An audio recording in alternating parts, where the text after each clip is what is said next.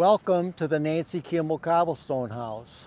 During these difficult times with the shelter-in-place recommendations, we decided to provide an update on the progress we've been making here on the Cobblestone.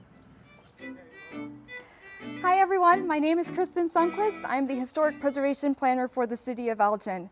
I just wanted to talk to you a little bit briefly about the door surround that I'm standing in right now. So this has a little bit of history. It's been going on for about 8 months now that we've been researching and manufacturing what will be here. To start off with, the existing door was not original to the home. The only original element was the limestone sill that I'm standing on right now. Unfortunately, that sill, after 174 years of use, and unfortunately was painted, which trapped moisture, causing it to deteriorate even further, was irreparable. So we had to replace the sill, and it matches what was once here. And we also included a new limestone lintel, as you can see above me. In terms of what will go here, we unfortunately didn't have any historic photographs that were close enough to show us what the original design looked like. So we had to borrow elements from the neighborhood and of other Greek Revival houses. And so what we found at 328 Mountain Street, it's another cobblestone house similar to this one. They still have their original door surround and features, so we were able to borrow those elements in terms of its design for this new door. Typical of Greek Revival homes, 4-panel doors were something that you would see, so that's what we're going to be using for our new door. It did originally have side lights here and a transom, which this piece here will be removed so that new transom window could allow more light into the cobblestone house. The door will be of mahogany, which is really exciting, and the paint scheme will be something of a pop of color to the neighborhood, drawing you into the cobblestone. Again, we are excited for all the progress that is going on here at the Cobblestone, and we hope you are too. See you soon. We're standing in the main room here at 302 West Chicago, where we have just completed updating the interior of the building. That includes the electric, the plumbing, the HVAC, insulation, and the drywall. Okay, so what we're looking at here is an original window opening.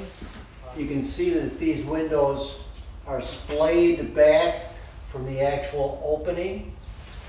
And so our carpenter is trimming all of this out so that it will accept this trim, which is original trim from the house in 1846.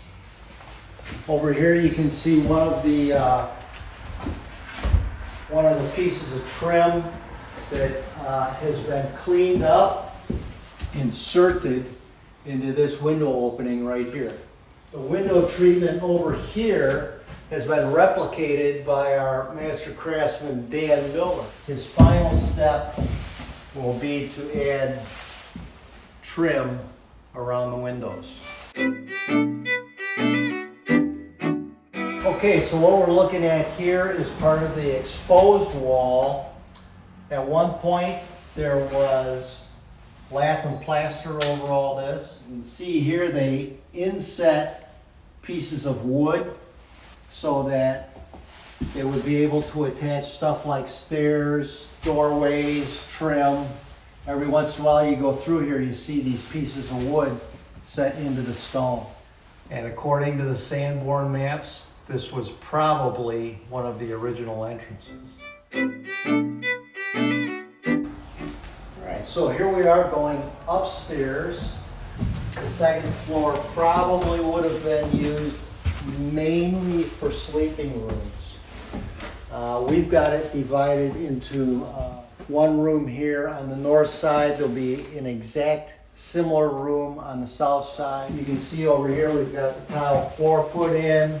They added wainscoting, and we've got the walls painted. So we are approaching completion here of the second floor bathroom. This room here and the other one that we just looked at will probably both be used as small offices, and possibly a community group can set up an office in here.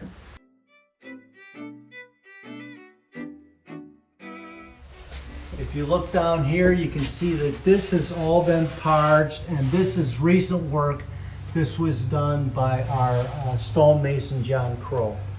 This is an exposed cobblestone wall. This will be left exposed.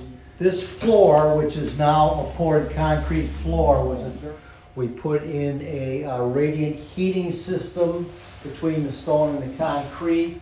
As we're going here into the mechanical room, over here you have the boiler, which handles the heating for the radiant heating for the floor.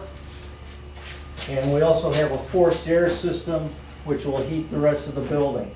When they put the water, brought in the new water supply for the building, they had to dig a trench out front. The trench was about 2 feet wide and about 6 foot deep. As I stood alongside that trench, the walls of the dirt looked just like a cobblestone wall, except they were just deposited cobblestones that were in the ground. The reason people built cobblestone houses back in the day was because there was nothing but cobblestone around here, so they used the material they had.